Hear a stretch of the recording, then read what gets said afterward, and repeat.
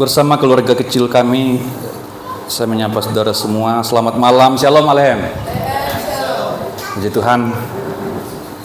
Terima kasih buat tanggapan sedang jemaat yang boleh hadir pada saat ini dalam ibadah yang kita sebut Exploring Worship.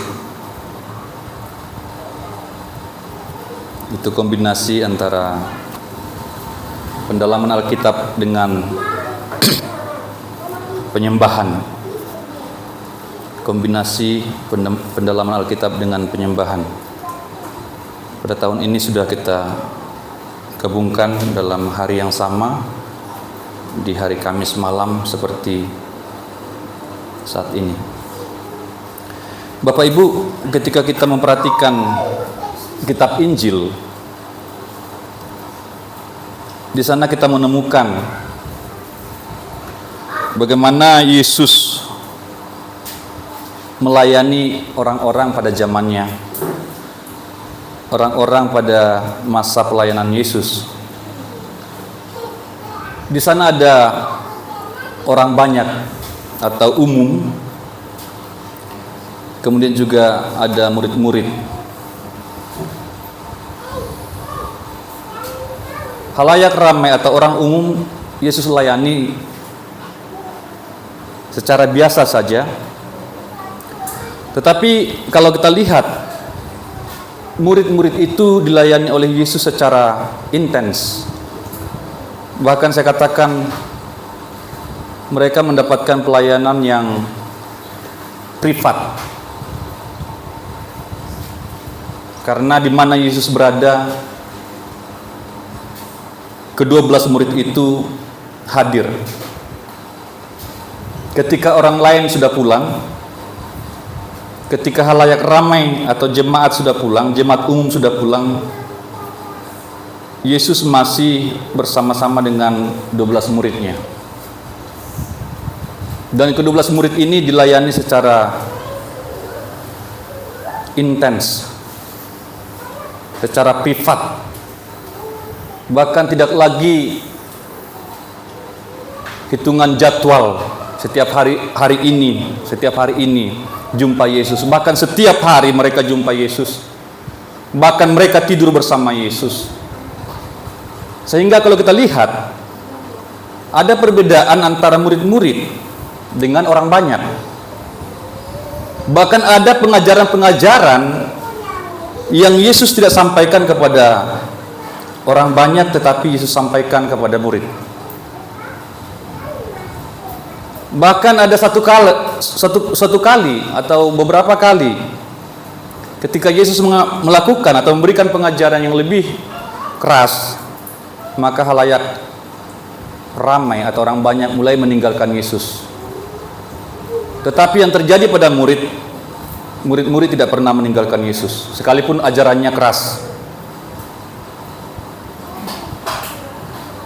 Kendati demikian, dari antara murid saja pun tetap juga ada satu orang yang tidak selesai hingga pada akhirnya.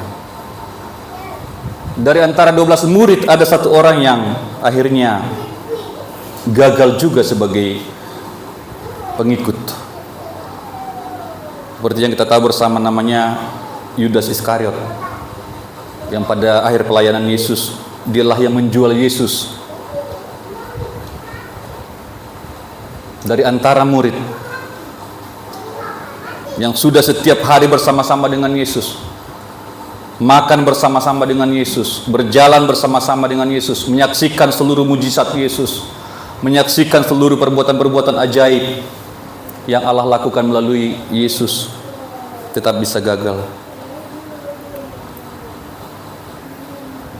Jadi malam-malam semacam ini adalah malam yang intens.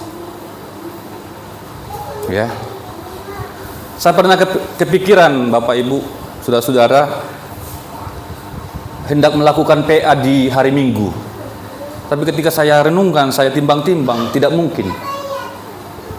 Maka jika Bapak Ibu datang di hari Kamis semacam ini, saya yakin Bapak Ibu mendapatkan sesuatu dari Tuhan. Amin.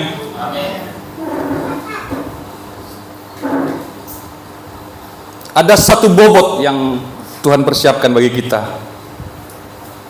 Saya tahu Bapak Ibu lelah. Ada yang pulang kerja, barusan pulang kerja, mungkin baru mandi kemudian datang kemari. Ada yang pulang kuliah, baru mandi datang kemari melayani Tuhan. Ada yang pulang dari sekolah, belum sempat makan malam, datang kemari. Saya pastikan bahwa Tuhan melihat semua itu. Sekecil apapun yang kita lakukan bagi Tuhan, Tuhan katakan jeripayamu tidak akan pernah sia-sia. Itu yang kami yakini, dan kami pun sangat serius mempersiapkan semua ini. Saya puasa Bapak Ibu setiap hari Kamis untuk mempersiapkan firman Tuhan bagi kita. Baik, pada malam hari ini kita akan berbicara tentang justice for all, keadilan bagi semua.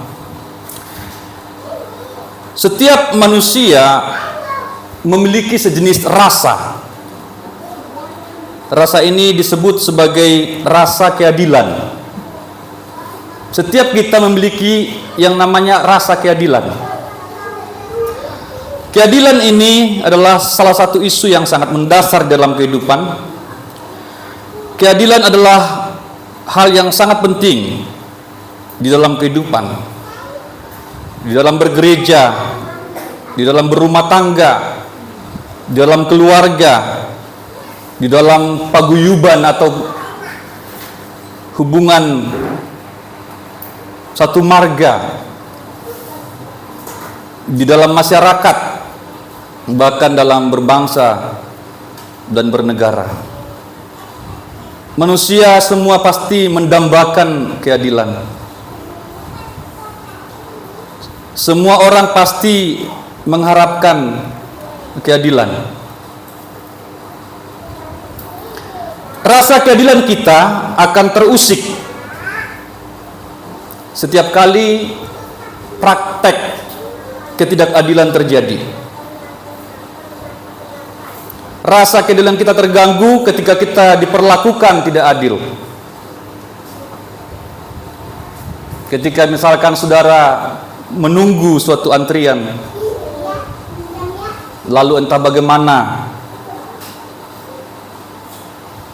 ada seseorang yang memotong antrian saudara, rasa keadilan saudara pasti terusik. Loh, kok antrian saya dipotong? Gitu ya.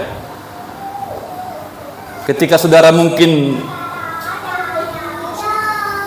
pergi ke restoran atau tempat makan, warung makan, saudara memesan sesuatu di sana untuk dimakan dan diminum.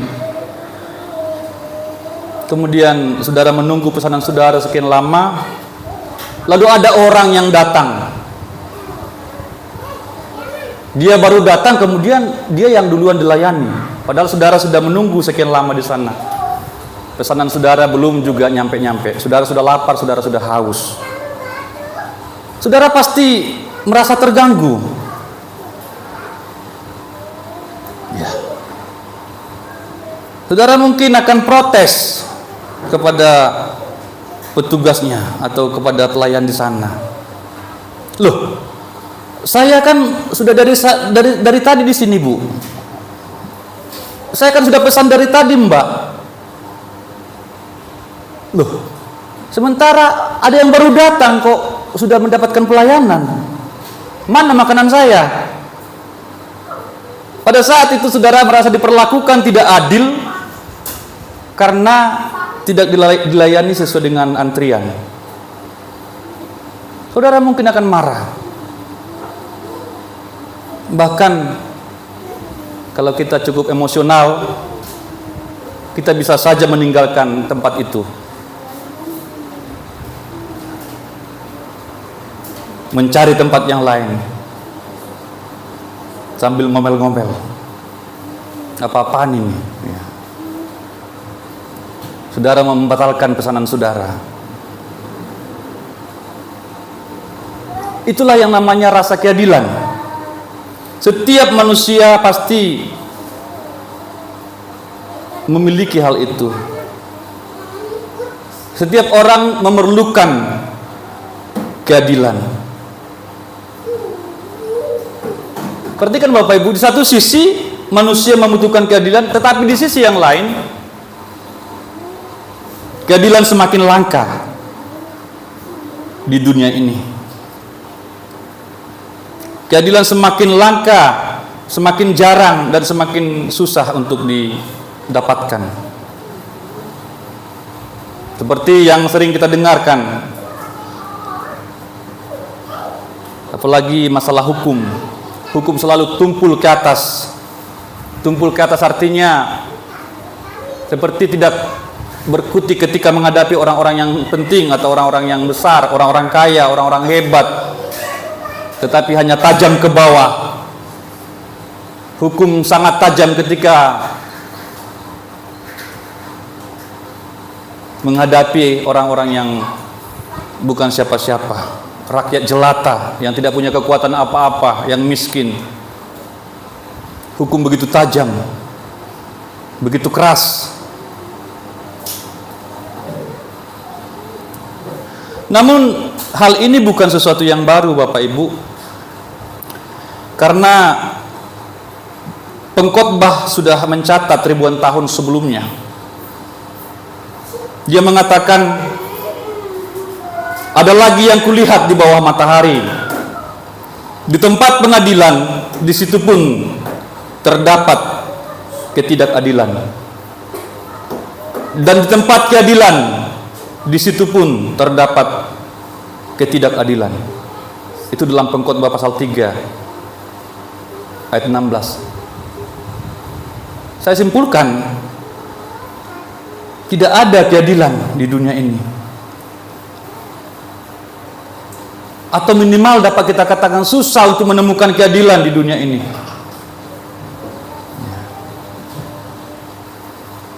Susah untuk memperoleh keadilan yang kita dambakan. Namun kita yakin firman Tuhan bahwa suatu kali kelak keadilan akan berlaku bagi semua orang.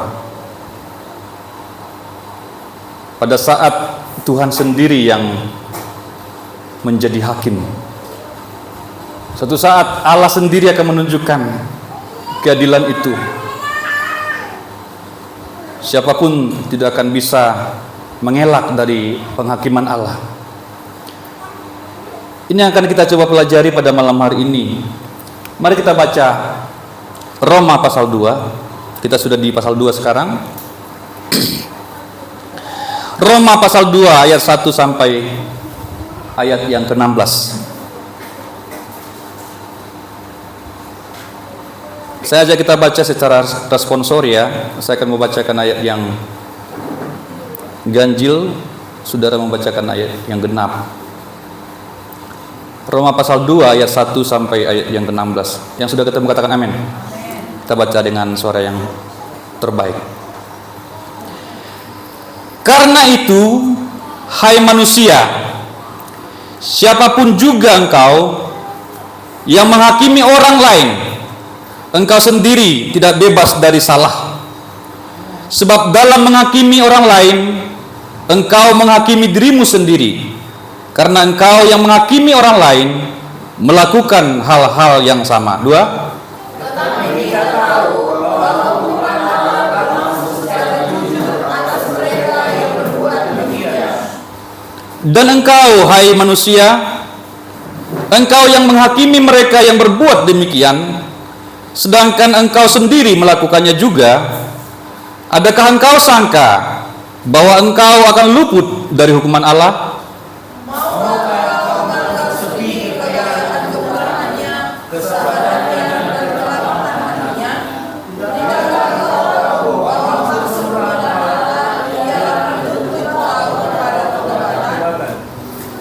Tetapi oleh kekerasan hatimu yang tidak mau bertobat, engkau menimbun murka atas dirimu sendiri. pada hari waktu mana murka dan hukuman Allah yang adil akan dinyatakan. Ia akan membalas setiap orang menurut perbuatannya.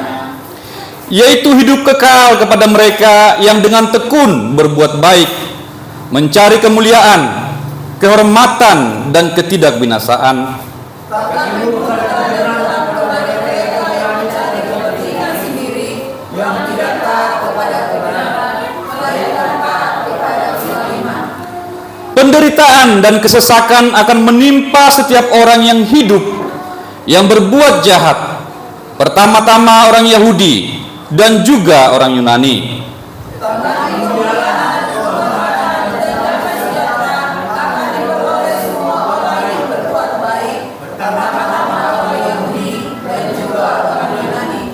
Sebab Allah tidak memandang bulu.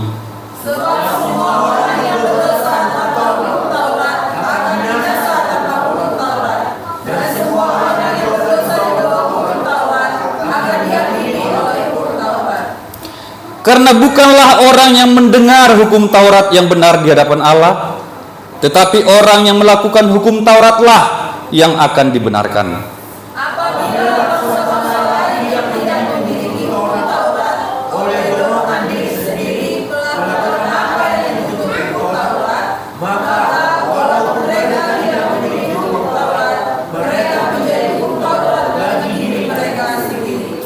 Sebab dengan itu mereka menunjukkan bahwa isi hukum Taurat ada tertulis di dalam hati mereka, dan suara hati mereka turut bersaksi, dan pikiran mereka saling menuduh dan saling membela.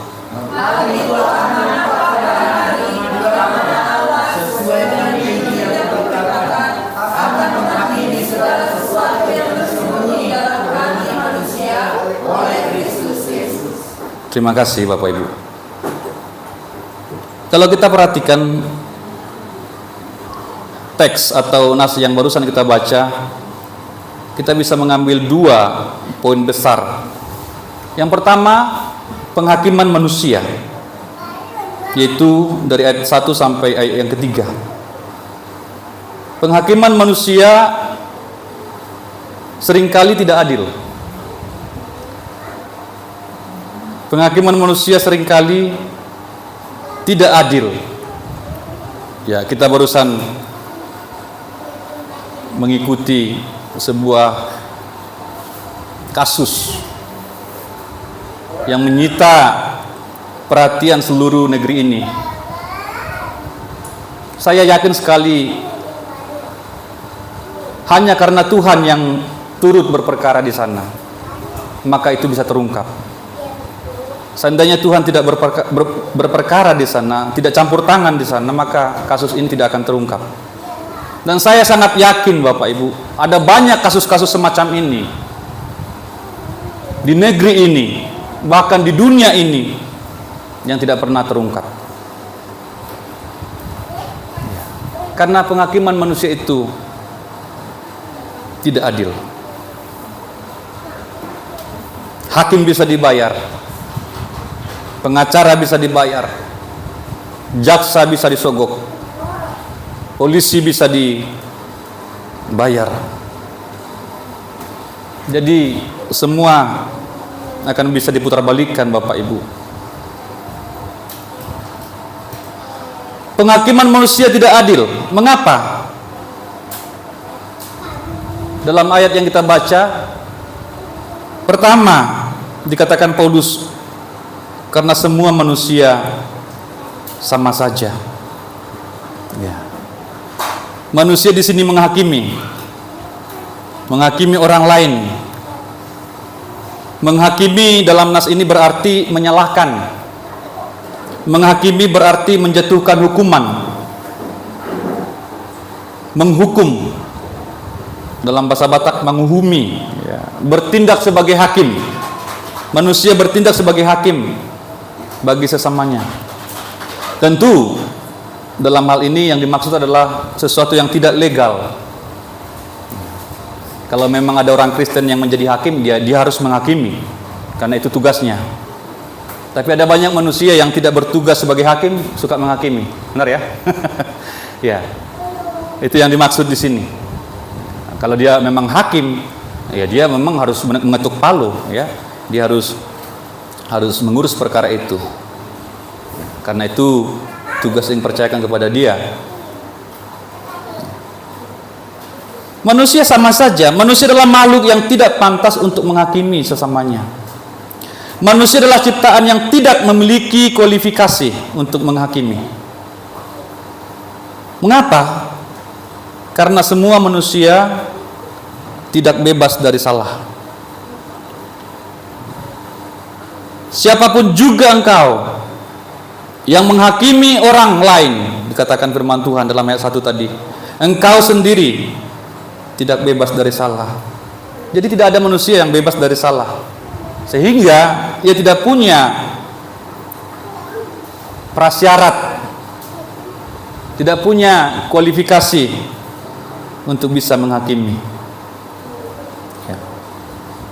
Mereka yang menghakimi sama saja, mereka melakukan dosa yang sama. Dengan menghakimi orang lain, manusia juga sedang menghakimi dirinya sendiri. Dengan menghakimi orang lain, kita juga sedang menghakimi diri kita sendiri. Mengapa? Karena kita melakukan hal yang sama dengan orang yang kita hakimi tersebut. Jika kita menghakimi orang lain, sementara kita juga sama dengan dia. Nah, ini yang disebutkan dalam Alkitab munafik. Ya, dan ini dosa yang sangat dibenci oleh Tuhan. Dosa munafik sangat dibenci oleh Yesus. Kalau kita lihat dalam Injil, ya, dosa munafik ini yang sangat dibenci oleh Yesus. Ahli Taurat, Farisi, yang sering disebutkan orang munafik, selalu dikutuk oleh Yesus, selalu dibenci oleh Yesus. Dan kalau kita lihat pendosa-pendosa yang lain, dosa yang dianggap paling menjijikkan pada saat itu, pemungut cukai, ya, kemudian penjinah yang paling menjijikkan, ada yang kusta dan macam-macam. Kusta itu adalah akibat dosa menurut konteks pada saat itu, menurut perjanjian lama. Orang yang kena kusta itu dianggap sebagai orang yang najis, orang yang berdosa, sehingga mereka diasingkan di tempat atau di pemukiman yang lain, tidak bersama-sama dengan orang lain, orang-orang biasa. Itu yang sangat menjijikkan bagi orang-orang pada masa itu. Tetapi kalau kita melihat, Yesus itu lebih ramah dengan mereka, lebih ramah dengan pemungut cukai, ya. Dia ramah dengan Matius, dia ramah dengan Sakeus, bahkan sampai juga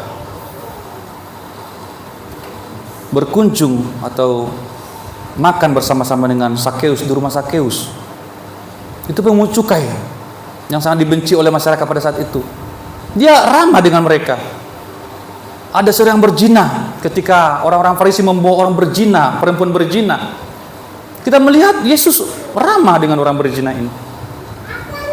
Tetapi dengan orang-orang Farisi, dengan ahli Taurat, yang Yesus tahu hati mereka, yang suka menghakimi orang, suka menuduh orang, suka memberatkan hidup orang dengan hal-hal yang sepertinya rohani, mereka sangat dibenci oleh Yesus. Mereka berulang kali disumpahi oleh Yesus, celakalah engkau ahli-ahli Taurat, celakalah engkau orang-orang Farisi.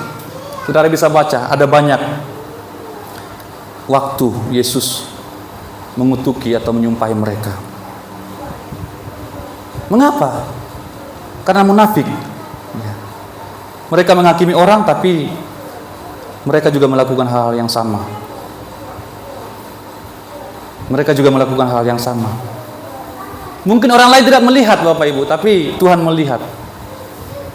Ya, Tuhan melihat bagaimana sebenarnya kehidupan orang-orang Farisi dan ahli-ahli Taurat ini, yang sangat dipandang oleh masyarakat dengan berbagai aksesorisnya pada saat itu, ya. Pada saat itu yang namanya Farisi pasti ada simbol-simbol kerohanian, pasti ada pakaian-pakaian khusus, pasti ada lambang-lambang khusus yang mereka gunakan untuk menunjukkan bahwa mereka adalah rohaniwan atau orang-orang yang dekat dengan Tuhan. Mereka terkesan dekat dengan Tuhan, tetapi Tuhan melihat bahwa hidup mereka tidak seperti itu. hanya mulut saja yang memuji Tuhan, tetapi hati mereka jauh dari Tuhan. Itu yang munafik. Mereka menghakimi, tapi mereka melakukan hal-hal yang sama seperti orang-orang yang mereka hakimi, bahkan lebih buruk lagi. Itu sebabnya penghakiman manusia tidak adil. Manusia sama saja. Dan yang kedua, yang kita lihat tadi,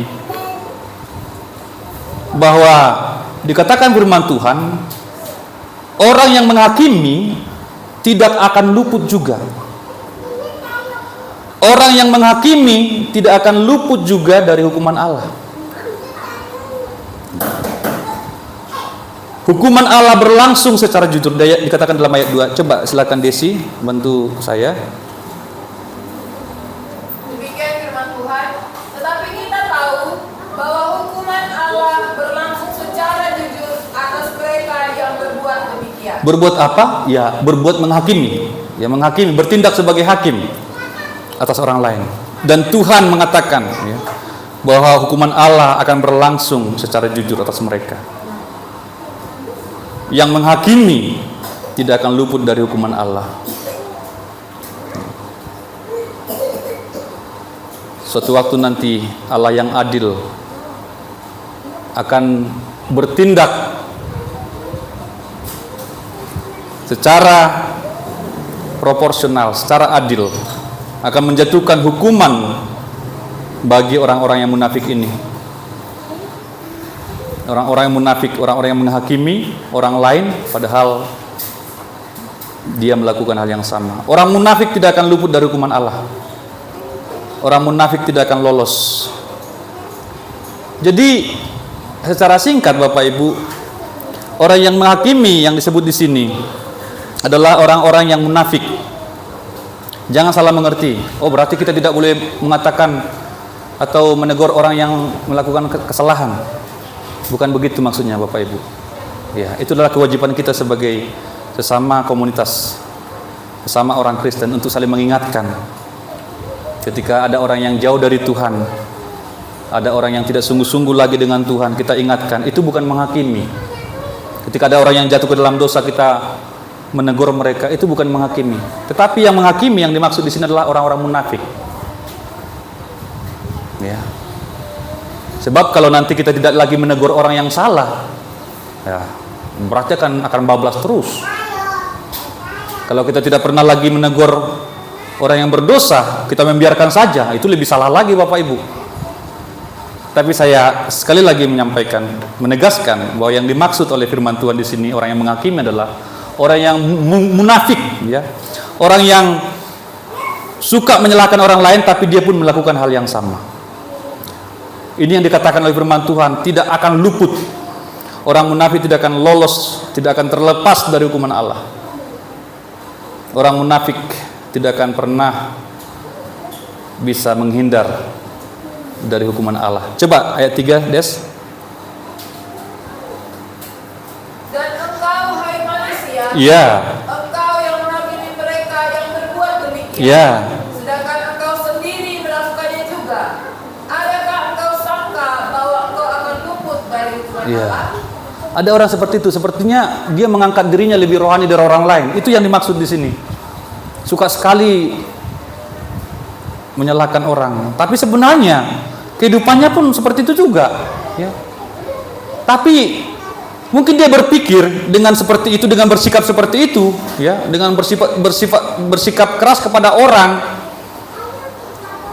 Dia mungkin berpikir atau dia tidak sadar bahwa Tuhan tidak akan menghukum dia. Ini yang dikatakan di sini, ya, dikatakan ayat ini. Coba sekali lagi, Des.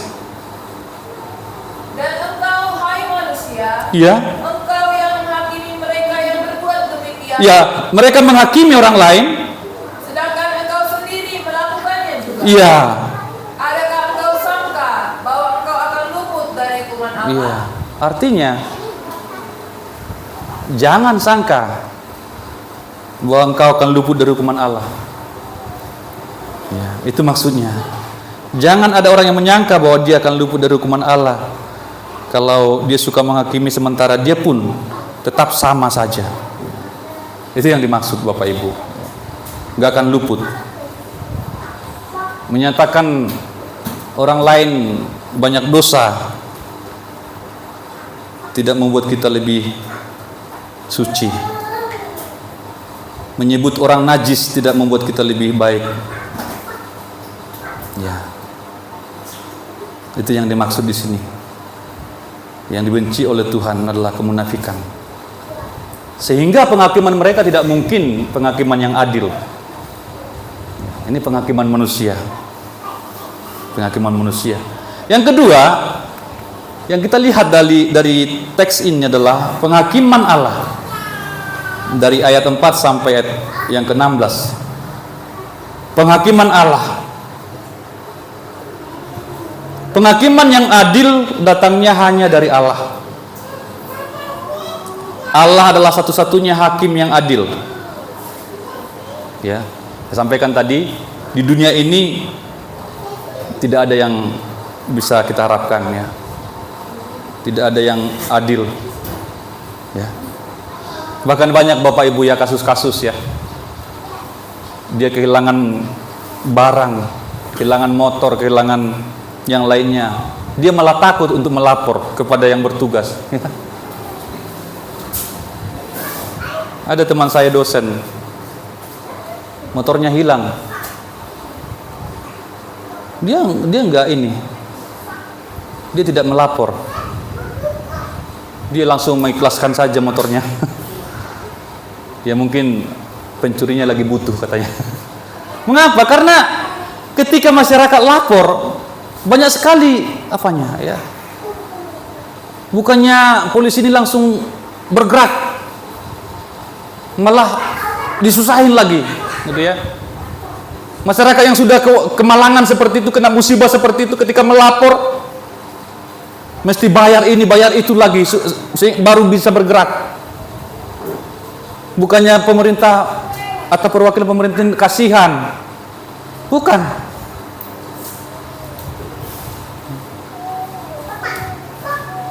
Yang paling lucu lagi Bapak Ibu, menjadi guyonan juga di medsos ya. Ada yang kehilangan motor, lapor ke polisi. Apa jawaban polisi? Oh iya memang Mas, di sini seringkali kehilangan Mas di kampung ini. Kemarin yang ini kehilangan, kemarin yang ini. Coba ya. malah curhat si polisinya. Yang kehilangan sudah panik, motornya hilang, nggak bisa ada kendaraan lagi kemana-mana. Bukannya dicari, mana polisi ngomong begitu. Memang di kompleks ini sering kehilangan Mas, katanya. Lain kali hati-hati ya, coba. Gila enggak itu? Terus buat apa lapor? Orang ikhlaskan aja deh ini. Tapi hatinya sakit. Itu yang saya sampaikan tadi, nggak bisa ya, nggak bisa didapatkan keadilan lagi. Itu sesuatu yang tidak adil Bapak Ibu. Padahal mereka punya segala sesuatu, mereka punya fasilitas untuk mencari itu kalau mereka mau. Belum lagi ada yang kong kali kong dengan pencuri juga, kong kali kong dengan narkoba, kong kali kong dengan kriminal. Itu memang sudah bukan rahasia lagi. Kong kali kong dengan judi, ya antara pemerintah dengan semua terjadi saat ini. Sehingga keadilan apa lagi yang bisa diharapkan? Namun di sini poin kedua, ini penghakiman Allah. Ini yang satu-satunya yang kita dambakan, yang kita harapkan. Karena hanya Allah lah satu-satunya hakim yang adil. Amin Bapak Ibu. Iya. Kita juga mungkin satu kali, dua kali mengalami hal yang sama. Kita serahkan kepada Tuhan. Ya. Karena di dunia ini hukum saja tetap juga dapat digugat Bapak Ibu ya. Karena hukum itu dianggap tidak adil bagi semua, sehingga hukum pun digugat, undang-undang pun masih digugat. Di negeri kita tempatnya di Mahkamah Konstitusi. Jika ada undang-undang yang dianggap tidak adil atau tidak fair, maka orang akan melihat itu, akan menggugat itu ke Mahkamah Konstitusi. Karena orang melihat cacat hukum di sana. Ya. Orang-orang pintar boleh mengajukan uji materi, sehingga harapannya adalah MK nanti memutuskan untuk merevisi undang-undang tersebut. Karena undang-undang pun banyak yang dibuat untuk kepentingan orang-orang tertentu, bukan untuk kepentingan masyarakat jelata, tapi undang-undang itu dibuat untuk kepentingan pihak-pihak tertentu. Ya. Anggota Senat, anggota legislatif membuat undang-undang sesuai dengan pesanan mereka. Pesanan orang-orang berduit, pesanan orang-orang kaya, pengusaha-pengusaha, mereka membayar untuk membuatkan undang-undang itu. Bahkan undang-undangnya pun sudah dibuatkan sendiri oleh si pengusaha itu. Gimana? Ya, dibayar itu ya. Tolong loloskan dulu undang-undang ini, pasal ini, dibayar. Bagaimana bisa adil? Undang-undang itu bisa adil. Demikian juga dalam pengadilan. Si terdakwa yang jatuh hukuman masih dapat melakukan upaya hukum. Dia akan bisa banding. Dia masih bisa naik banding untuk meminta keringanan akan hukumannya, karena dia merasa bahwa hukumannya terlalu berat, bahwa hukumannya tidak setimpal dengan kejahatan yang dia lakukan. Maka dia bisa banding. Dihukum sekian tahun, penjara 20 tahun, dia bisa banding ya, untuk mendapatkan keringanan hukuman. Itu hukum di dunia ini, Bapak Ibu. Akan tetapi, perhatikan ini, sekali Allah sudah menjatuhkan hukuman kepada manusia, maka si terdakwa tidak akan bisa naik banding lagi. Sekali Allah sudah memberikan atau menjatuhkan hukuman kepada seseorang, maka dia tidak mungkin naik banding lagi. Di sisi lain, sekali Allah sudah memberikan pahala untuk sebagai ganjaran kepada kebaikan orang lain, dia pun tidak bisa menuntut lagi. Dia tidak bisa mengatakan, oh upah saya kurang Tuhan, oh upah saya kurang banyak Tuhan. Karena semua keputusan yang dari Allah itu sudah final. Hukuman Allah tidak dapat diganggu gugat lagi. Pahala dari Allah juga tidak dapat diganggu gugat lagi.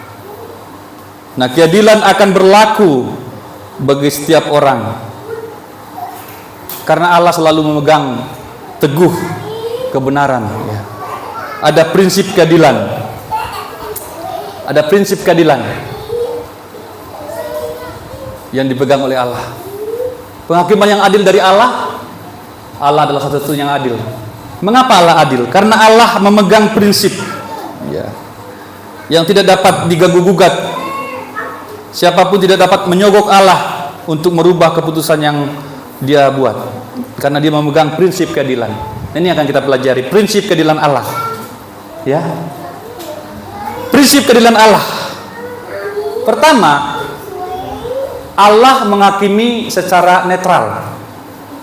Ini pertama. Yang kedua, Allah menghakimi secara proporsional. Dan yang ketiga, Allah menghakimi secara transparan atau terbuka. Coba kita lihat satu persatu secara cepat. Allah menghakimi secara netral. Ayat 11, Desi. Ternyata waktu saya cepat sekali ya. Ya, silakan Desi. Sebab Allah tidak memandang bulu. Ya. Allah tidak memandang bulu. Ya, bukan bulu ini ya, maksudnya ya. Allah tidak memandang bulu artinya Allah tidak pilih kasih. Allah itu tidak pernah melihat rupa. Allah itu memperlakukan semua orang sama. Allah itu tidak membeda-bedakan orang. Allah tidak ada pengistimewaan. Allah tidak berat sebelah. Ini artinya Allah tidak memandang bulu. Ini artinya Allah itu netral ya, tidak pilih kasih. Kalau di dunia ini kan banyak pilih kasih ya. Nggak usah jauh-jauh, dalam keluarga juga bisa terjadi pilih kasih. Mamanya sayang sama anaknya, sama anaknya cowok ya, kemudian bapaknya mungkin sayang sama putrinya, atau sebaliknya, pilih kasih. Tetapi Allah dikatakan tidak memandang bulu, artinya netral. maka penghakiman dari Allah itu pasti adil. Amin Bapak Ibu? Iya. Karena Allah tidak memandang bulu. Di dunia ini banyak sekali memandang bulu. Lihat apakah dia keluarga, lihat apakah dia rekan saya. Kalau rekan saya, ya saya perlakukan lebih ramah. Lihat apakah dia berikan banyak uang. Di dunia ini kan pengadilan bayar, bela yang bayar ya, bukan bela yang benar. Tetapi Allah tidak seperti itu. Maka ini yang kita harapkan, bahwa suatu saat nanti penghakiman yang dari Allah ini yang akan berlaku bagi semua. Yang pertama Bapak Ibu, Allah menghakimi secara adil. Kemudian Allah menghakimi secara proporsional. Ayat yang ke-6, Desi. Saya cepat-cepat ya.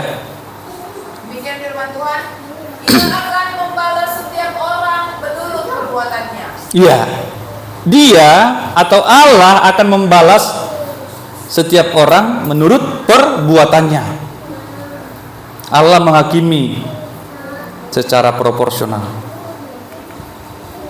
Orang Yahudi akan dihakimi berdasarkan hukum Taurat. Sebab semua orang yang berdosa tanpa hukum Taurat akan binasa tanpa hukum Taurat, dan semua orang yang berdosa di bawah hukum Taurat, nah ini orang Yahudi, berdosa di bawah hukum Taurat. Ini orang Yahudi. Karena kepada mereka diberikan hukum Taurat.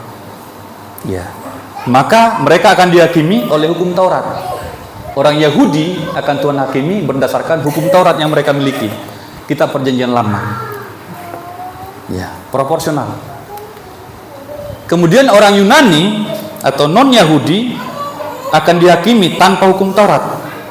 Sebab semua orang yang berdosa tanpa hukum Taurat akan binasa tanpa hukum Taurat. Jadi kalau orang belum mengenal hukum Taurat, maka Tuhan tidak menghakimi berdasarkan hukum Taurat. Orang Yunani tidak mengenal hukum Taurat, tidak mendapatkan wahyu dari Tuhan tentang hukum Taurat, maka nanti ada dasar yang lain, yaitu hati nuraninya. Hati nuraninya. Kepada manusia diberikan hati nurani untuk menimbang apakah ini benar atau salah, apakah ini baik atau jahat. Walaupun dia tidak memiliki hukum Taurat, walaupun dia bukan umat Allah, tapi Tuhan berikan hati nurani untuk menimbang sesuatu, untuk bisa membedakan dan memilih mana yang benar dan mana yang salah. Dan ternyata kita lihat tadi, walaupun orang tidak memiliki hukum Taurat, tetapi dia bisa melakukan hukum Taurat. Ya, coba Desi ya. Ayat yang ke-13. Demikian firman Tuhan, karena bukanlah orang yang mendengar hukum Taurat yang benar di hadapan Allah, tetapi orang yang melakukan hukum Tauratlah yang akan dibenarkan. Iya, bukan yang mendengar. Mereka mungkin tidak mendengarkan tentang hukum Taurat, tetapi mereka bisa melakukan hukum Taurat itu. Terus?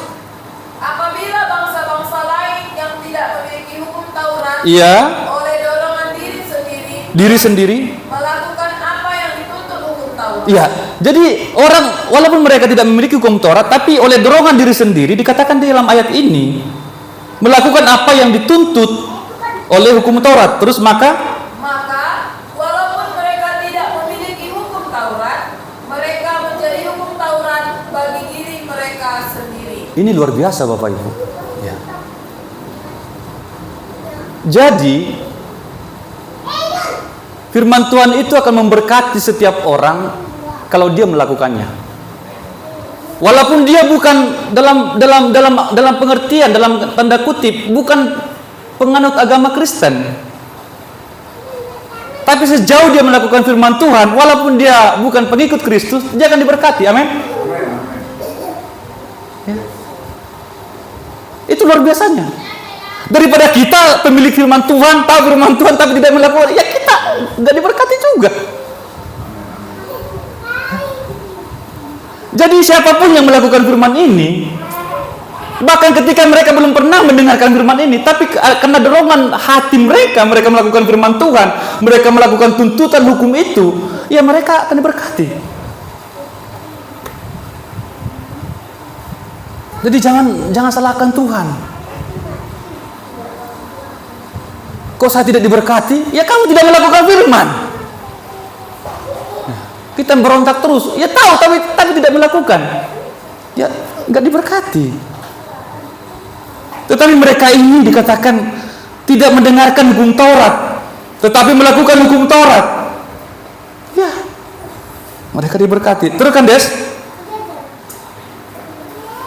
Sebab dengan itu mereka menunjukkan Iya, bahwa isi hukum Taurat ada tertulis di dalam hati mereka. iya.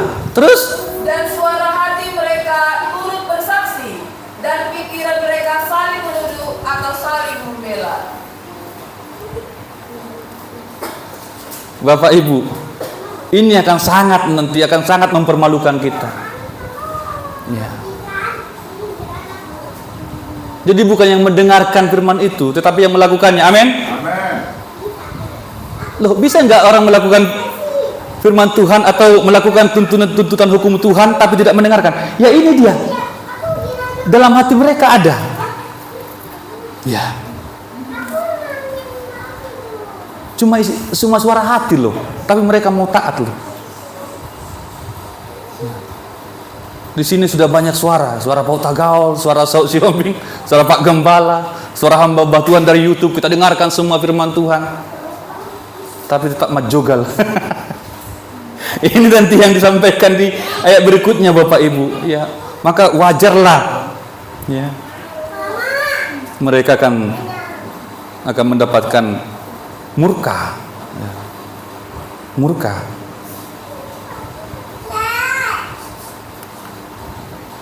Orang yang baik beroleh pahala. Ya. Ini penghukuman Allah, ini penghakiman dari Allah. Jadi proporsional. Orang yang baik beroleh pahala. Orang yang jahat juga beroleh ganjaran. Saya coba eksplorasi sedikit ini ya. Pahala orang benar. Dikatakan pahala orang benar adalah pertama kemuliaan. Katakan kemuliaan. Kemuliaan. Iya. Kita akan Tuhan bawa kepada kemuliaan Bapak Ibu. Ya. Kemuliaan itu artinya excellence, ya, excellence. Keunggulan. Kita menjadi orang-orang yang unggul. Amin. Ya. Ini pahala kalau kita benar, kalau kita orang-orang yang bertekun berbuat baik, itu dikatakan firman Tuhan. Saya tidak sempat lagi mungkin. Tapi itu yang kita baca tadi. Ya. Kalau kita terus-menerus bertekun dalam kebaikan, dalam perbuatan baik, terus bertekun dalam kebenaran, maka kemuliaan itu akan menjadi milik kita. Excellence, keunggulan, menjadi unggul. Ya, waktu saya Bapak Ibu ya, makin habis. Kehormatan, katakan kehormatan. Orang benar itu pasti akan terhormat. Jangan cari-cari cara lain untuk menjadi terhormat. Ya. Kau sisir rambutmu sampai bengkok-bengkok supaya dihormati orang. Kau pakai celana apa supaya dihormati orang? Enggak. Lakukan yang benar, lakukan yang baik, kita pasti terhormat. Amin. Ya.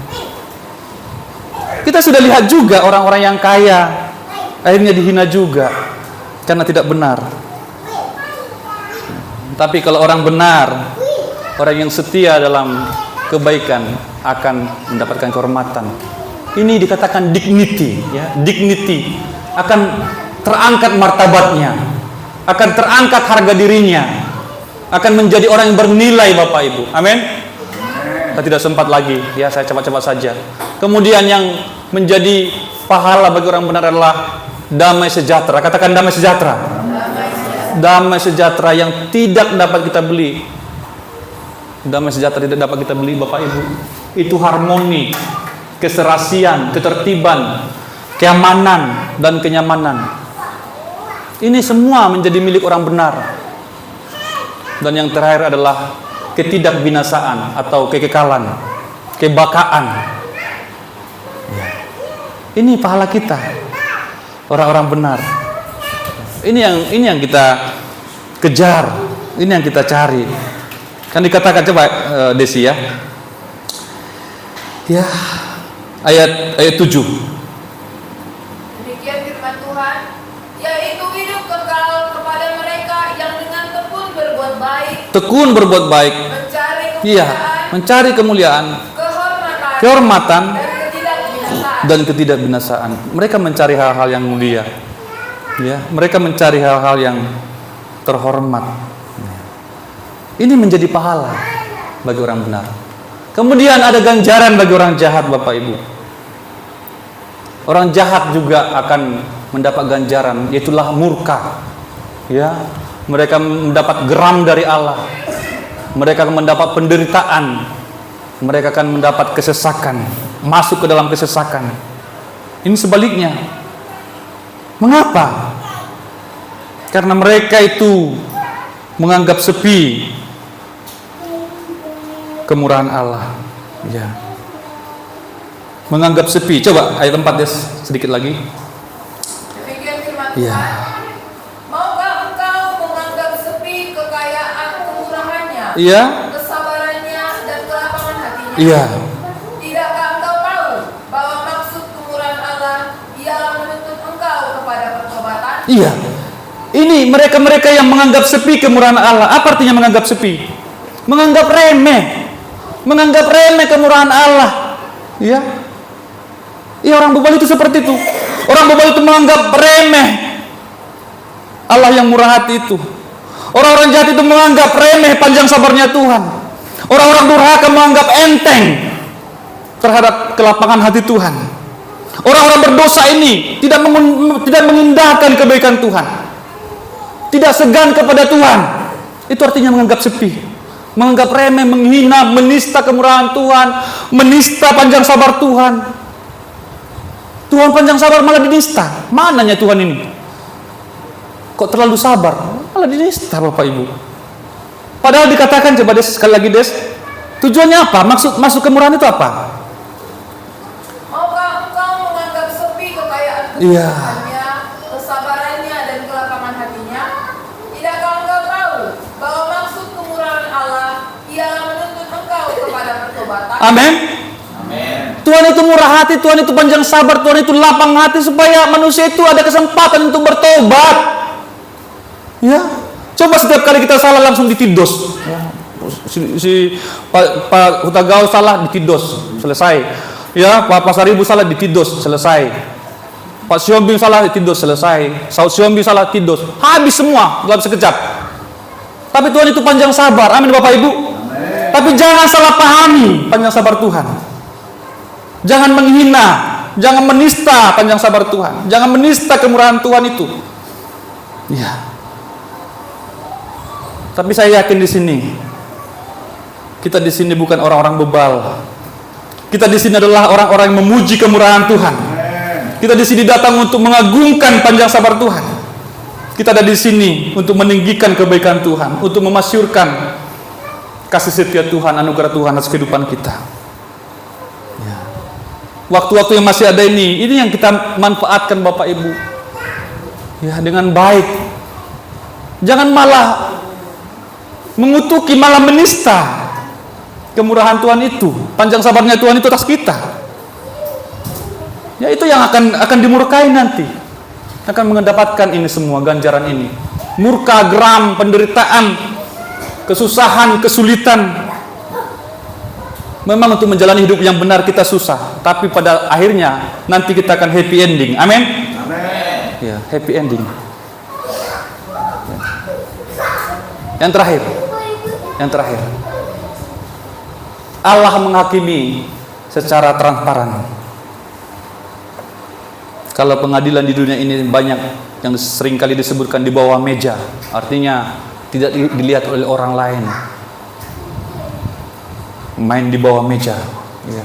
Masuk tangan ke meja, masuk duit setumpuk. Pak, buat 1 tahun aja Pak, hukuman saya Pak. Oke, diketuk satu tahun, karena sudah masuk kantong 1 M. Itu artinya tidak transparan. Tapi Allah menghakimi secara transparan. Ayat terakhir Des, ya. 16. Demikian firman Tuhan. Hal itu akan nampak pada hari bila mana Allah Ya. sesuai dengan Injil yang kuberitakan Ya. akan menghakimi segala sesuatu yang tersembunyi dalam hati Iya. manusia oleh Kristus Yesus. Allah akan menghakimi segala yang tersembunyi dalam hati manusia. Setiap hati punya rahasianya sendiri. Bukan hanya perbuatan yang tersembunyi, tetapi juga isi hati. Mungkin Perbuatan masih bisa dilihat, tetapi bagaimana dengan isi hati? Apakah bisa dilihat? Yang manusia tidak bisa melihat. Bahkan isi hati istri saya pun tidak bisa saya lihat. Istri suaminya tidak bisa dilihat. Tapi Tuhan akan menghakimi sampai isi hati kita loh Bapak Ibu. Sampai isi hati kita loh. Tuhan hakimi. Dan penghakiman Tuhan itu terbuka. Jadi hati-hati dengan hatimu. Amin. Dengan isi hati, dengan isi pikiran kita, jaga terus. Makanya Salomo mengatakan, jagalah hatimu dengan segala kewaspadaan. Awasi terus hati ini. Amin Bapak Ibu. Awasi terus, kita awasi terus pikiran ini. Kemana pikiran ini? Ketika kita masih sadar, masih bangun, ya. Kemana pikiran ini? Kemana hati ini? Karena semua berasal dari hati, dikatakan oleh Yesus. Semua berasal dari hati. Orang yang selingkuh itu berasal dari hati. Nggak tiba-tiba dia selingkuh hari itu. Enggak, dari hati. Mulai lain hatinya, mulai lain matanya, mulai lain pikirannya terhadap istrinya, mulai SMS-an dengan cewek lain. berjalan terus sampai selingkuh, sampai bubar pernikahan. Semua dari hati. Tetapi hati pun Tuhan sudah tahu. Amin. Dan pada saatnya nanti hakim yang adil ini akan menghakimi hati kita. Ya, ini kita syukuri, ya. Kalau kita berjalan dalam kebenaran, tidak ada masalah dengan hal itu. Makanya kita tetap waspada, tetap berserah kepada Tuhan. Daud juga berkata kepada Tuhan, ya, supaya menjaga hatinya, supaya hatinya tidak sesat, pikirannya tidak sesat. Karena ketika hati sudah sesat, ya susah diperbaiki. Penghakiman yang adil akan Tuhan tunjukkan kepada seluruh manusia. Kita berharap kepada penghakiman Allah, dan kita juga menggunakan kesempatan yang masih ada ini sebagai panjang sabar Tuhan yang bertujuan untuk menuntun kita ke dalam pertobatan. Karena masih banyak dalam hidup kita yang perlu diubah oleh Tuhan. Panjang sabar Tuhan adalah untuk membawa kita ke dalam pertobatan yang sesungguhnya. Ini firman Tuhan bagi kita untuk membawa kita ke dalam penyembahan sebentar. Kita berdoa. Bapak, terima kasih buat kebenaran firman-Mu, beberapa menit yang telah kami dengarkan